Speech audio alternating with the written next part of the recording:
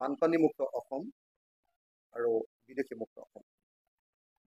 বিদেশীমুক্ত অসমৰ ক্ষেত্ৰত বিজেপি চৰকাৰ কেনেকৈ ব্যৰ্থ হ'ল, আৰু কেৱল ব্যৰ্থ হোৱাই নহয়, নতুনকৈ বিদেশী জাপি দিবৰ কাৰণে কেনেকৈ চিটিজেনশ্বিপ এমেণ্ডমেণ্ট এক্ট বা কাহা নামৰ আইনখন আনিলে, সেই কথাও আমি সকলোৱে জানো।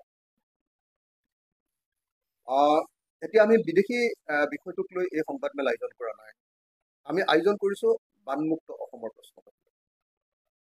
বানমুক্ত অসমৰ যি প্ৰস্তাৱ, যি সংকল্প, যি প্ৰতিশ্ৰুতি বিজেপি চৰকাৰে অসমৰ ৰাইজক দিছিলে, বিজেপি দলে দিছিলে, 2016 চনত দিছিলে, 2019 চনৰ লোকসভা নিৰ্বাচনত দিছিলে, 2021 চনৰ বিধানসভা নিৰ্বাচনত দিছিলে, আৰু সকলো সময়তে আমি দেখিছো যে বিভিন্ন সময়ত এনেকৈ বানপানীমুক্ত অসমৰ প্ৰস্তাৱ, বানপানীমুক্ত অসমৰ কথা তেওঁলোকে কৈ আহিছে, প্ৰতিশ্ৰুতি দি আহিছে, কিন্তু বানপানীমুক্ত অসম গঠনৰ ক্ষেত্ৰত আমি দেখিছো যে সফলতা প্ৰায় শূন্য।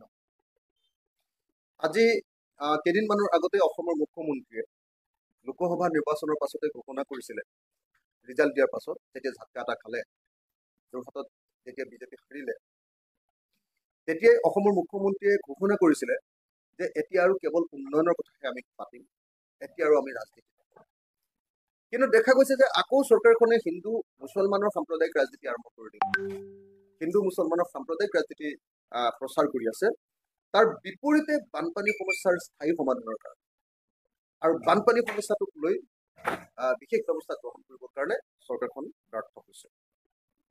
আজি মই আপোনালোকৰ সন্মুখত বানপানী আৰু ধুমুহা, বৰষুণ, বজ্ৰপাত এনেকুৱা ধৰণৰ প্ৰাকৃতিক দুৰ্যোগে কেনেকৈ এইবাৰ তাণ্ডৱ চলালে তাৰ এখন তালিকা আপোনালোকৰ সন্মুখত দাঙি ধৰিব খুজিছোঁ। যে বানমুক্ত অসমত কিমান মানুহ মাত্ৰ জেঠ আৰু আহাৰ মাহতে, এইখন তালিকা, এই তালিকাত সৰ্বমুঠ 35 জন মানুহ মৃত্যু হোৱাৰ তালিকা এখন আমি আপোনালোকৰ সন্মুখত 35 জন মানুহ। আমি আপোনালোকক এতিয়া ক'ব খুজিছো যে কেতিয়া কোন সময়ত বানপানী, ধুমুহা, বজ্ৰপাত, শিলাবৃষ্টি এইবিলাকত এইবাৰ 35 জন মানুহৰ মৃত্যু ঘটিলে মই আপোনালোকক তাৰ এটা তালিকা গাই দিব খুজিছো। 31 মাৰ্চ 2024 এগৰাকী মহিলাৰ মৃত্যু ঘটিলে কাছাৰত। 31 মাৰ্চ 2024 হাতশিঙিমাৰীত তাতো এজন শিশুৰ মৃত্যু ঘটিলে। 1 এপ্ৰিল 2024 মানকাছাৰত এজনৰ মৃত্যু। 1 এপ্ৰিল 2024 আকৌ এজনৰ মৃত্যু। 1 এপ্ৰিল 2024 আকৌ সেইটো ওদালগুৰিত মৃত্যু হৈছিলে। এইবাৰ পশ্চিম কাৰ্বি আংলঙত আন এজনৰ মৃত্যু। 1 এপ্ৰিল 2024 মানকাছাৰত আকৌ ধুমুহা, শিলাবৃষ্টিত এজনৰ মৃত্যু। 17 এপ্ৰিল 2024 ধুমুহাত গছ বাগৰি দুগৰাকী মহিলাক মৃত্যু ঘটিলে। 17 এপ্ৰিল 2024 লেংটিচিগাৰ বালাৰ গুদামত এগৰাকী মহিলাৰ মৃত্যু। 14 এপ্ৰিল 2024 ডুমডুমাৰ মায়ং বাগিচাত এগৰাকী মহিলাৰ মৃত্যু। 26 মে 2024 লিডুৰ কয়লা খনিত ভূগৰ্ভত হোৱা ভূমিস্খলনত 3 জনৰ মৃত্যু। 28 মে 2024 বানপানীত 3 জনৰ মৃত্যু। 29 মে 2024 গুৱাহাটীৰ লালগণেশত গাৰ্ডৱেল বাঢ়ি ভূমিস্খলনত এজনৰ মৃত্যু। 30 মে 2024 ডিমা হাছাওত বানপানীত এজনৰ মৃত্যু। 30 মে 2024 হাইলাকান্দিত বানপানীত এজনৰ মৃত্যু। 31 মে 2024 গোটেই ৰাজ্যখনত বানপানীত 6 জনৰ মৃত্যু। 3 জুন 2024 গুৱাহাটীৰ কটাহবাৰীত ভূমিস্খলনত এজনৰ মৃত্যু। 16 জুন 2024 অভয়াপুৰীত নেৰানেপেৰা বৰষুণত এজনৰ মৃত্যু। 18 জুন 2024 হাইলাকান্দিত বানপানীত এজনৰ মৃত্যু। 19 জুন 2024 কৰিমগঞ্জৰ বদৰপুৰত 5 জনৰ মৃত্যু ভূমিস্খলনত। 19 জুন 2024 কৰিমগঞ্জত এজনৰ মৃত্যু, বানপানীৰ সময়ত বিদ্যুৎপৃষ্ট হৈ এজনৰ মৃত্যু। 20 জুন 2024 ওদালগুৰিত বানপানীত আন এজনৰ মৃত্যু। যে জেঠ মাহৰ প্ৰথমটো বানপানী, তাতে 8-9 জন মানুহৰ মৃত্যু ঘটিলে। তাৰ পাছত আহাৰ মাহৰ বানপানী আৰু আন আন প্ৰাকৃতিক দুৰ্যোগ, এইবিলাকত সৰ্বমুঠ এতিয়ালৈকে 35 জন মানুহৰ মৃত্যু হ'ল। অথচ বানপানীমুক্ত অসম গঠন কৰাটোৱে আছিলে বিজেপিৰ অসমৰ প্ৰতি আটাইতকৈ ডাঙৰ প্ৰতিশ্ৰুতি। আজিৰ দিনটোত আমি পোনে পোনে ক'ব পাৰো যে বানপানীমুক্ত অসম গঠনৰ ক্ষেত্ৰত বিজেপি দল সম্পূৰ্ণৰূপে ব্যৰ্থ হৈছে। বিজেপিৰ আটাইতকৈ ডাঙৰ প্ৰতিশ্ৰুতি বানপানী মুক্ত অসম, সেই প্ৰতিশ্ৰুতি পূৰণ কৰাত ব্যৰ্থ হোৱাই নহয়, বানপানীক লৈ তেওঁলোকৰ কেন্দ্ৰীয় নেতা, কেন্দ্ৰীয় গৃহমন্ত্ৰী অমিত শ্বাহে অসমৰ মানুহক সম্পূৰ্ণৰূপে তাচ্ছিল্য কৰা আমি দেখিলোঁ। আজি অমিত শ্বাহে যি বক্তব্য প্ৰদান কৰিছে যে অসমৰ বানপানী 50টা পুখুৰী খান্দি নিয়ন্ত্ৰণ কৰিব পৰা যায়, এইটোৱে প্ৰমাণিত কৰিছে যে কেন্দ্ৰীয় চৰকাৰ এখনৰ অসমৰ বানপানী সম্পৰ্কে ন্যূনতম জ্ঞান কোনো নাই। এতিয়ালৈকে অসমৰ বানপানী সম্পৰ্কে তেওঁলোকে সামান্যতম কাম কাজো আৰম্ভ কৰা নাই, গৱেষণা আৰম্ভ কৰা নাই, খবৰ খাতি ৰখা নাই, যাৰ কাৰণত অসমৰ এটা ভয়াৱহ, গোটেই পৃথিৱীৰ ভিতৰতে এটা ভয়াৱহ প্ৰাকৃতিক দুৰ্যোগ অসমৰ বানপানী আৰু গৰাখহনীয়া। সেই গৰাখহনীয়া আৰু বানপানী সমস্যাটো সমাধানৰ ক্ষেত্ৰত কেন্দ্ৰীয় চৰকাৰখনৰ এটা ভিজন, সেই ভিজনটোৰ যে অভাৱ, সেই ভিজনটোৰ অভাৱ আমি লক্ষ্য কৰিছোঁ। সততে কৈ থকা হয় যে কেন্দ্ৰীয় চৰকাৰে সদায় অসমক মাহিয়াৰ দৃষ্টিকোণেৰে চায়।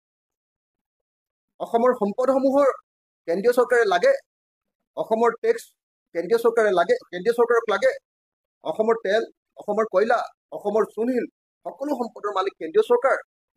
এতিয়া নদী বান্ধৰ জৰিয়তে নদীবিলাকৰ অধিকাৰো, বিজুলীৰ অধিকাৰো কেন্দ্ৰীয় চৰকাৰে আমাৰ পৰা কাঢ়ি নিছে। সেই সময়ত কিন্তু আমি দেখিছোঁ যে অসমৰ বানপানী সমস্যা সমাধান কৰিবৰ কাৰণে, অসমৰ আটাইতকৈ ডাঙৰ প্ৰাকৃতিক দুৰ্যোগ বানপানী আৰু গৰাখহনীয়া সমস্যা সমাধান কৰাৰ কাৰণে এতিয়ালৈকে কেন্দ্ৰীয় চৰকাৰে কোনো ধৰণৰ উদ্যোগ গ্ৰহণ কৰা নাই। মূলতঃ আমি দেখিবলৈ পাইছোঁ যে কেন্দ্ৰীয় গৃহমন্ত্ৰী অমিত শ্বাহৰ 50টা পুখুৰী খান্দি অসমৰ বানপানী সমস্যাৰ স্থায়ী সমাধান কৰাৰ যি সূত্ৰ, সেই সূত্ৰটো হ'ল আচলতে কেন্দ্ৰৰ প্ৰতি অসমৰ মাহিয়াৰ দৃষ্টিকোণৰ এটা অত্যন্ত উৎকৃষ্ট উদাহৰণ। তেওঁলোকে যে অসমৰ বানপানী সমস্যাটোৰ বিষয়ে কেন্দ্ৰই একোৱেই নাজানে, ইয়াৰ গভীৰতা যে তেওঁলোকে উপলব্ধি কৰিব নোৱাৰে, সেই কথাটো গৃহমন্ত্ৰীজনৰ বক্তব্যত প্ৰকাশ পাইছে। মই আজি আপোনালোকক সকলোকে এই 35জনীয়া মৃত্যুৰ তালিকা, হত্যাৰ তালিকাখন, প্ৰাকৃতিক দুৰ্যোগত মৃত্যু হোৱা, প্ৰাকৃতিক দুৰ্যোগে হত্যা কৰা 35জনীয়া তালিকাখন আপোনালোকৰ হাতত দাখিল কৰিব খুজিছোঁ, আপোনালোকৰ সন্মুখত দাখিল কৰিব খুজিছোঁ।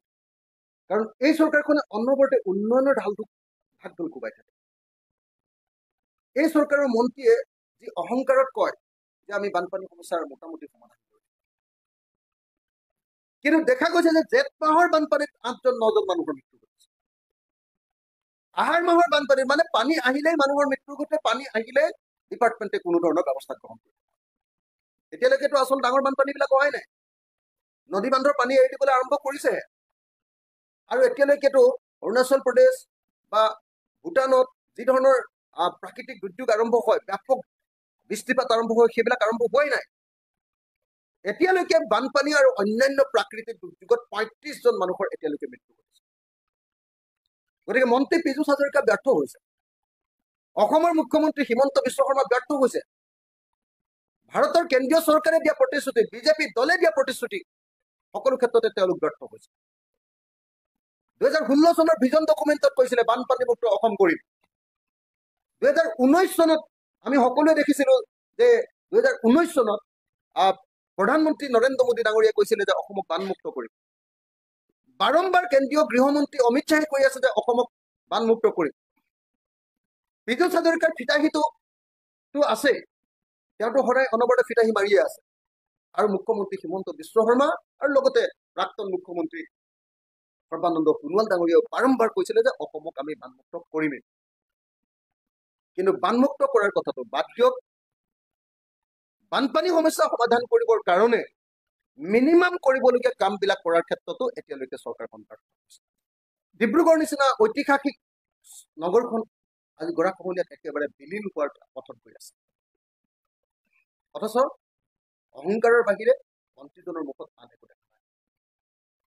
আজি নলবাৰীত কেবিনেট বৈঠক পাতিছে, বেলেগ বেলেগ ঠাইত কেবিনেট বৈঠক পাতি তেখেতসকলে ব্যাপক ৰূপত প্ৰচাৰ কৰে।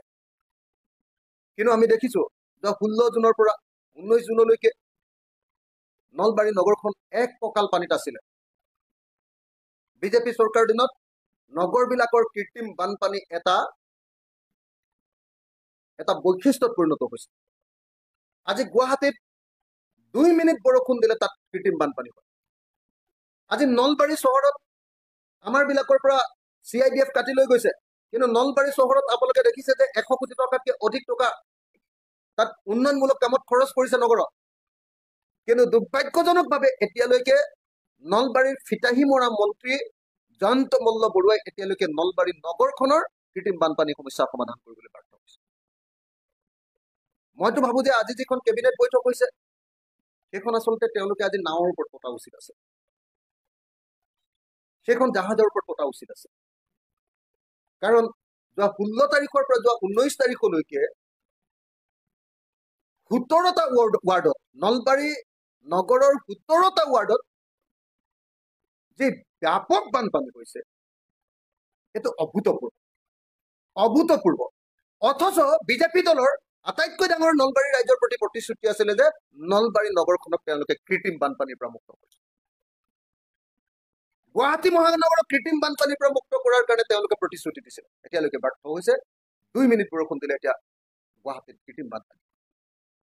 নলবাৰী কেৱল নগৰ নহয়, নলবাৰীৰ জিলাখনৰ বিভিন্ন ঠাইত বানপানীয়ে কি ধ্বংসলীলাৰ সৃষ্টি কৰিছে আমি দেখিছো যে ভূটানৰ কুৰিচু বান্ধৰ কাৰণে আজি নলবাৰী জিলা, বাক্সা জিলা, আজি বঙাইগাঁও জিলা, আজি বৰপেটা জিলা, এই জিলাবিলাক সাংঘাতিক ধৰণৰ বিপদত পৰিছে। বৃহৎ নদী বান্ধে অসমৰ বানপানীৰ চৰিত্ৰটো বদলাই পেলালে, কিন্তু অসমৰ বান নিয়ন্ত্ৰণ বিভাগে, জলসম্পদ বিভাগে, অসম চৰকাৰখনে বৃহৎ নদী বান্ধৰ বানপানীৰ পৰা অসমক কেনেকৈ ৰক্ষা কৰিব লাগে এই সম্পৰ্কে এতিয়ালৈকে মিনিমাম চিন্তাটো কৰিবৰ কাৰণে উদ্যোগ কৰিছে। গতিকে এই মুহূৰ্তত আমি অসম চৰকাৰ, অসমৰ মুখ্যমন্ত্ৰী হিমন্ত বিশ্ব শৰ্মাক সস্তীয়া ৰাজনীতি এৰি, ধৰ্মীয় উন্মাদনা এৰি, মানুহ আৰু মানুহৰ মাজত সংঘাত লগোৱাৰ তেওঁলোকৰ যি পৰিকল্পনা, সেই পৰিকল্পনা বাদ দি এই মুহূৰ্তত অসমক বানমুক্ত কৰাৰ যি প্ৰধান প্ৰতিশ্ৰুতি আছিলে সেই প্ৰতিশ্ৰুতিত তেওঁলোকৰ কনচেনট্ৰেট কৰিবৰ কাৰণে, তেওঁলোকক সেই বিষয়টোতে নেৰানেপেৰাকৈ লাগি থাকিবৰ কাৰণে আৰু বানপানী আৰু গৰাখহনীয়া সমস্যাৰ স্থায়ী সমাধানৰ কাৰণে এটা সুনিৰ্দিষ্ট কম্প্ৰেহেনচিভ একশ্যন প্লেন তৈয়াৰ কৰি সেইমতে আগবাঢ়ি যাবৰ কাৰণে আৰু সমস্যাটোৰ স্থায়ী সমাধানৰ কাৰণে আমি দাবী উত্থাপন কৰিছো। আমি আশা কৰো 2026 চনৰ বিধানসভা নিৰ্বাচনত যাতে আকৌ বানপানীৰ বিষয়টো ইছ্যু হ'বলগীয়া নহয়। আমি আশা কৰো বানপানীমুক্ত অসমৰ যি প্ৰতিশ্ৰুতি দিছিলে 2026 আগতে যেন এই প্ৰতিশ্ৰুতি পূৰণ কৰা হয়। অসমৰ মুখ্যমন্ত্ৰীয়ে কেইদিনমানৰ আগত কৈছিলে যে যেতিয়া ঝাটকা খালে, যেতিয়া যোৰহাটত হাৰিলে, যেতিয়া ধুবুৰীত হিমন্ত বিশ্ব শৰ্মাৰ আটাইতকৈ ডাঙৰ বন্ধু বদৰুদ্দিন আজমলে ভাৰতবৰ্ষৰ ভিতৰত ৰেকৰ্ডত হাৰিলে, আমি যেতিয়া ভাৰতবৰ্ষৰ ভিতৰতে আটাইতকৈ বেছি ৰেকৰ্ডত এইবাৰ জয়ী হলো, তেতিয়া হিমন্ত বিশ্ব শৰ্মাৰ একদম এটা ঝাটকা লাগিছিলে, বিজেপি চৰকাৰখনৰ ওপৰত ঝাটকা লাগিছিলে। বিজেপি চৰকাৰৰ প্ৰধান মানুহবিলাক যিবিলাক হিমন্ত বিশ্ব শৰ্মা, পীযুষ হাজৰিকা, এইবিলাক মানে ট্ৰমাত গুচি গৈছিলে। হঠাতে ট্ৰমাটোৰ পৰা উঠিলে আৰু উঠি লৈ এইবাৰ দিব্য দৃষ্টিৰে তেওঁলোকে ক'লে যে এতিয়াৰ পৰা আমি অহা 1.5 বছৰলৈ ৰাজনীতি নকৰোঁ, আমি উন্নয়নমূলক কাম। অসমৰ মানুহে সন্তোষ পালে যে এইবাৰ অন্তত বানপানী সমস্যাটোৰ সমাধান হ'ব। কিন্তু হিমন্ত বিশ্ব শৰ্মাই দুদিনৰ পাছতে আকৌ তেওঁ পুৰণি স্বভাৱটোলৈ ঘূৰি গুচি গ'ল। আকৌ তেওঁ সেই পুৰণি স্বভাৱটোলৈ ঘূৰি গৈ এবাৰ আকৌ তেওঁ হিন্দু মুছলমানৰ ৰাজনীতি আৰম্ভ কৰিলে, জিকিছে। দ্বিতীয় ভোটটো লাভ কৰিছে তেওঁলোকে এই মুছলমান এলেকাবিলাকত যিবিলাকৰ মানুহৰ মাটিৰ পট্টা নাছিলে, সেই মুছলমানৰ ঘৰবিলাক আটাইবিলাক ভাঙি পেলাম বুলি তেওঁলোকে ব্লেকমেইল কৰিলে। সেই অঞ্চলটোৰ পৰা তেওঁলোকে 25-26 ভোট পাই গ'ল। ক'লে যে এইবাৰ ভোট যদি তহঁতৰ ইয়াতে হেৰিয়াত নাপাওঁ, বুথত যদি নাপাওঁ, আমি চাম আৰু লগে লগে পিছদিনাৰ পৰা উচ্ছেদ কৰিম, এইবুলি ভয় খুৱাই দি তেওঁলোকৰ পৰা ব্লেকমেইল কৰি 25-26 ভোট ল'লে। তৃতীয়তে তেওঁলোকে ভোট ল'লে কি, যে যিমান মুছলমান অপৰাধী মানুহ আছে, কোনোবা ড্ৰাগছৰ বেপাৰী, কোনোবা কয়লাৰ চিণ্ডিকেট কৰা মানুহ, কয়লা শিলৰ চিণ্ডিকেট কৰা মানুহ, 2 নম্বৰী কাৰবাৰ কৰা মানুহ, পৃথিৱীৰ সকলো 2 নম্বৰী বেপাৰীবিলাকক মাতি আনি হিমন্ত বিশ্ব শৰ্মাই নিজে মিটিং পাতি কৰিমগঞ্জত মুছলমান ভোট দিবই লাগিব, নিদিলে তত খতম কৰি দিয়া হ'ব বুলি কয়। গতিকে এই কাম কৰি সি কৰিমগঞ্জত জিকিছে আৰু মুছলমানৰ ভোট লৈ জিকিছে তেওঁলোকে। মুছলমানৰ ভোট লৈ তেওঁলোকে জিকিছে। হিন্দু সাম্প্ৰদায়িক দল এটা সংখ্যালঘুৰ ভোট লৈ, মুছলমানৰ ভোট লৈ জিকিছে। আৰু তাৰ পাছত নিৰ্বাচনত জিকাৰ পাছতে এইবাৰ আকৌ আৰম্ভ কৰি দিছে যে মুছলমানে তেওঁলোকক ভোট দিয়া নাই, ৰাইজক সাৱধান হ'বৰ কাৰণে আৰু বিশেষভাৱে সংখ্যালঘু ৰাইজক সাৱধানেৰে আগবাঢ়িবৰ কাৰণে,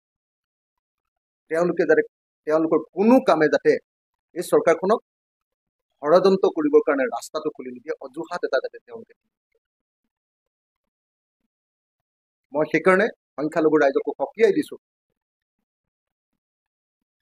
সংখ্যালঘু সমাজখনে সাৱধান হওক, কাৰণ সাম্প্ৰদায়িক বিজেপি দল, মৌলবাদী বিজেপি দলে হিন্দু মুছলমানৰ মাজত সংঘাত লগাব পাৰে। গতিকে প্ৰত্যেকজন অসমীয়া মানুহকে, হিন্দু, মুছলমান, খ্ৰীষ্টান, জৈন, বৌদ্ধ, শিখ, প্ৰত্যেকজন অসমীয়া মানুহকে মই বিজেপি দলৰ এই ষড়যন্ত্ৰৰ প্ৰতি সচেতন হৈ থাকিবৰ কাৰণে বিনম্ৰভাৱে আহ্বান জনাইছো। পীযুষ হাজৰিকাই হিন্দু মুছলমানৰ ৰাজনীতি আৰম্ভ কৰি দিলে। কি আৰম্ভ কৰি দিলে? হিমন্ত বিশ্ব শৰ্মাই এবাৰ আৰম্ভ কৰি দিলে যে 2026 আকৌ আমি শৰাইঘাটৰ ৰণ কৰিব লাগে। তাৰমানে বিদেশী মুক্ত অসম গঠন কৰি মোগলক পৰাজিত কৰাৰ যি প্ৰতিশ্ৰুতি আছিলে, এই প্ৰতিশ্ৰুতি তেওঁলোক পূৰণত ব্যৰ্থ হ'ল। সেইকাৰণে আকৌ চিঞৰিছে যে 26 আকৌ আমি শৰাইঘাটৰ ৰণ কৰিব লাগিব। 2026 বোলে শৰাইঘাটৰ ৰণ এইকাৰণে কৰিব লাগিব যে এইবাৰ নৰেন্দ্ৰ মোদীৰ পৰা ঘৰ ললে, নৰেন্দ্ৰ মোদীৰ পৰা PM কিষাণ ললে আৰু নৰেন্দ্ৰ মোদীৰ পৰা বোলে অৰুণোদয় ললে। কিন্তু অৰুণোদয় লৈও বোলে এইবাৰ অসমৰ সংখ্যালঘু ৰাইজে তেওঁলোকক ভোট দিয়ে, অসমৰ শিক্ষকসকলে তেওঁলোকক ভোট দিয়ে। আৰম্ভ হল হিমন্ত বিশ্ব শৰ্মাৰ সেই পুৰণি স্বভাৱটো। আমি ভাবিছিলো যে এইবাৰ ঝাটকাটো খাই ক্ৰমাটোৰ পৰা উঠি এইবাৰ তেওঁলোকে সঁচা সঁচিকে উন্নয়নমূলক কামত লাগিব, সস্তীয়া সাম্প্ৰদায়িক সংঘৰ্ষমূলক ৰাজনীতি পৰিহাৰ কৰিব। কিন্তু দুৰ্ভাগ্যৰ কথা, হিমন্ত বিশ্ব শৰ্মাই পুৰণি স্বভাৱ তুলি আকৌ ঘূৰি গুচি গল। আকৌ কলে যে নহয়, অসমৰ মুছলমানৰ কাৰণে এনেকুৱা ঘটনা সংঘটিত হল। তেওঁ কলে যে অসমৰ মুছলমানে তেওঁলোকক ভোট দিয়া নাই। আৰে যদি তোমালোকক মুছলমানে ভোট দিয়া নাই, কৰিমগঞ্জত কেনেকে জিকিলা? কৰিমগঞ্জততো মুছলমানৰ সংখ্যা 1,75,000 বেছি, আৰু তোমালোক জিকিছে মাত্ৰ 17,000, আমি হাৰিছো মাত্ৰ 17,000। তাৰমানে মুছলমান মানুহে ভোট নিদিয়াকে তোমালোকে কৰিমগঞ্জত জিকিলা। হিমন্ত বিশ্ব শৰ্মাৰ আটাইতকৈ ডাঙৰ বন্ধু দুজন সাম্প্ৰদায়িক মানুহ সদায় বন্ধু হয় নহয়। এজন হিন্দু সাম্প্ৰদায়িক মৌলবাদী নেতা হিমন্ত বিশ্ব শৰ্মা, আনজন মুছলমান সাম্প্ৰদায়িক মৌলবাদী নেতা বদৰুদ্দিন আজমল। এই দুইজন বহুত ডাঙৰ বন্ধু। এইবাৰ বদৰুদ্দিন আজমলে কি কৰিলে, কৰিমগঞ্জত গোটেই ভোটবিলাক AIDFৰ ভোটবিলাক চব হিমন্ত বিশ্ব শৰ্মালৈ ট্ৰেন্সফাৰ কৰিলে। সেইবিলাকে আপোনালোকে দেখিছে যে বদৰুদ্দিন আজমলৰ পাৰ্টিটোৱে এইবাৰ কৰিমগঞ্জত ইতিহাসৰ আটাইতকৈ কম ভোট লাভ কৰিছে। কিমান? 26,000 নে কিমানে ভোট পালে। কেলে? গোটেই AIDFৰ ভোটবিলাক বিজেপিলৈ ট্ৰেন্সফাৰ কৰি দিলে। কেইদিনমান ধৰি যিবিলাক অপৰাধ সংঘটিত হৈছে, তাৰ কেইবাটাও অপৰাধত মুছলমান ল'ৰা জড়িত হৈ আছে, ইছলাম ধৰ্মৰ কোনোবা ল'ৰা জড়িত হৈ আছে। এইটো অত্যন্ত নিন্দনীয়, এইটোক আমি ঘৃণিত বুলি, এইটো বেয়া কাম বুলি, অপৰাধটোক আমি ডেফিনেটলি সকলোৱে নিন্দা কৰিছো।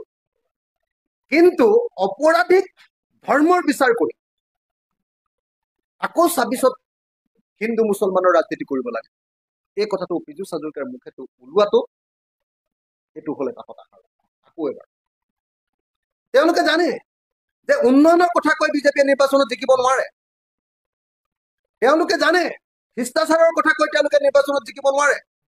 সেইকাৰণে অসমৰ মুখ্যমন্ত্ৰীয়ে কৈছে যে শিক্ষকসকলৰ ভোট আমি নাপালো। আৰু শিক্ষকসকলৰ ভোট কিয় বিজেপিয়ে পাব? শিক্ষকসকলক মাল বুলি কোৱা নাছিলে জানো মুখ্যমন্ত্ৰীয়ে? টিভিৰ সন্মুখত বহুৱাই কোনোবা এজন শিক্ষকৰ মদ্যপান কৰাৰ উদাহৰণ দেখুৱাই সমগ্ৰ শিক্ষক জাতিক গালি পৰা নাছিলে নে অসমৰ মুখ্যমন্ত্ৰীজনে? অসমৰ মুখ্যমন্ত্ৰীজনে আৰু অসমৰ শিক্ষামন্ত্ৰীজনে পদে পদে অসমৰ শিক্ষক সমাজক অপমান কৰা নাইনে? অসমৰ শিক্ষকসকলক কৰা অপমানৰ পুতক নিশ্চয় অসমৰ শিক্ষকসকলে তুলিবই। অসমৰ শিক্ষকসকলৰ এটাও সমস্যা সমাধান কৰাত তেওঁলোক ব্যৰ্থ হৈছে। প্ৰত্যেকটো প্ৰশ্ন উত্থাপন কৰিছে, কোনো প্ৰশ্নতে এতিয়ালৈকে সমাধান দিব পৰা নাই। LP স্কুলবিলাকত প্ৰধান শিক্ষক লাগে বুলি কৈছে, সেইটোও দিব পৰা নাই। গতিকে শিক্ষকে তেওঁলোকক কিয় ভোট দিব?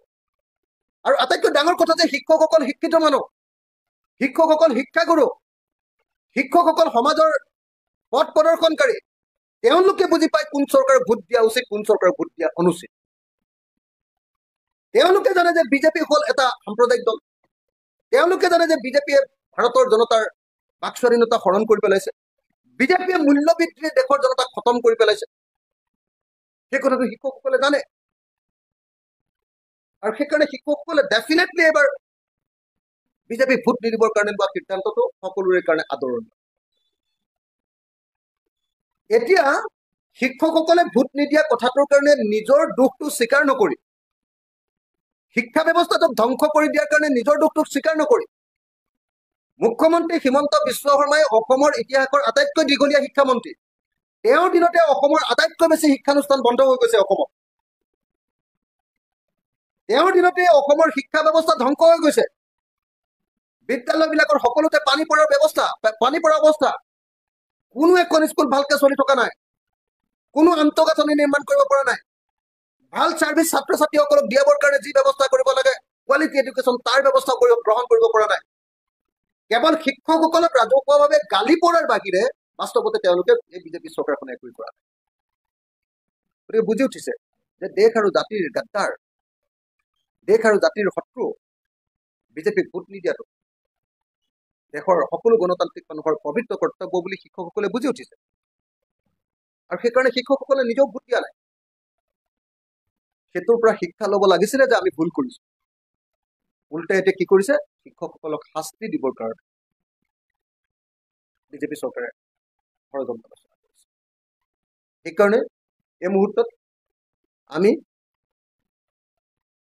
এটা কথা ক'ব খোজো, মুখ্যমন্ত্ৰী ডাঙৰীয়া, আপোনাৰ যিটো এতিয়া ইলেকশ্যনৰ পাছত আমি যিটো ট্ৰেণ্ড দেখিছো, 2026 নিৰ্বাচনৰ আগত যেন বিজেপিয়ে অসমত বহুত ডাঙৰ সাম্প্ৰদায়িক সংঘৰ্ষ লগাই দিব, এনেকুৱা অনুমান হৈছে। নিৰ্বাচনটো যোৱাৰ পাছতে, অৰ্থাৎ 2024 চনৰ নিৰ্বাচনত যেতিয়া অসমৰ মানুহ বিজেপিৰ বিৰুদ্ধে বুলি উপলব্ধি কৰি দিলে, লগে লগে এতিয়া হিন্দু মুছলমানৰ সংঘাত লগাবৰ কাৰণে হিন্দু মুছলমানৰ মাজত পোলাৰাইজেশ্যনৰ ৰাজনীতি এটা আৰম্ভ কৰি দিলে। আমি ৰাইজৰ দলে শংকা প্ৰকাশ কৰিছো যে হিমন্ত বিশ্ব শৰ্মাৰ নিচিনা অত্যন্ত ষড়যন্ত্ৰকাৰী মুখ্যমন্ত্ৰীজনে হয়তো 2026 চনৰ নিৰ্বাচনৰ আগে আগে অসমত ডাঙৰ সাম্প্ৰদায়িক সংঘৰ্ষ ঘটাব পাৰে। বিজেপি আৰু RSSে হয়তো অসমত বহুত ডাঙৰ সাম্প্ৰদায়িক সংঘৰ্ষ ঘটাব পাৰে, যাতে হিন্দু আৰু মুছলমানৰ মাজত এটা পোলাৰাইজ ৰাজনীতি নতুনকে কৰিব পাৰে, যাক তেওঁলোকে শৰাইঘাটৰ শেষ ৰন্ধন কৰিছে। সকলো ক্ষেত্ৰতে ব্যৰ্থ হৈছে। ইমান ধৰ্মৰ কথাই কৈ থাকে এইখন চৰকাৰে, কিন্তু অম্বুবাচী মেলাখন ভালকে পতাত ব্যৰ্থ হৈছে। আপুনি জয়ন্ত মল্লবৰৰ কথা শুনিলেতো এনেকুৱা লাগে যে পৃথিৱীৰ শ্ৰেষ্ঠ মন্ত্ৰীজন জয়ন্ত মল্লবৰ। হিমন্ত বিশ্ব শৰ্মাৰ কথা শুনিলেতো এনেকুৱা লাগে যে মানে পৃথিৱীত আৰু আচলতে হিমন্ত বিশ্ব শৰ্মা চৰকাৰৰ নিচিনা চৰকাৰ এখন এই পৃথিৱীত জন্মই হোৱা নাছিলে। পীযুষ হাজৰিকাৰ কথা শুনিলে এনেকুৱা লাগে যে এনেকুৱা চৰকাৰ সঁচাকে পোৱাটো অসমীয়া মানুহৰ কাৰণে ভাগ্যৰ কথা যেন লাগে শুনিলে তেওঁলোকৰ কথা। কিন্তু প্ৰত্যেকটো ক্ষেত্ৰতে ব্যৰ্থ। পীযুষ হাজৰিকা বানপানী নিয়ন্ত্ৰণত ব্যৰ্থ, জয়ন্ত মল্লবৰা ব্যৰ্থ, আনকি অম্বুবাচী মেলাখন পাতাৰ ক্ষেত্ৰত তেওঁলোকে অনবৰতে ধৰ্মৰ কথাই কৈ থাকে। তেওঁলোকে পাৰিলে নিজে অনবৰতে সন্যাসীৰ ড্ৰেছে পিন্ধে, আপোনালোকে দেখিছে।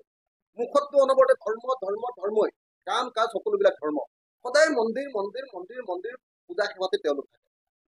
কিন্তু তাৰ পাছতো গোটেই ভাৰতবৰ্ষৰ পৰা ধৰ্মপ্ৰাণ মানুহবিলাক অহা অম্বুবাচী মেলাখন সুশৃংখলিতভাৱে পাতিব নোৱাৰাটো বিজেপি চৰকাৰৰ এইটো এটা ডাঙৰ অপৰাধ।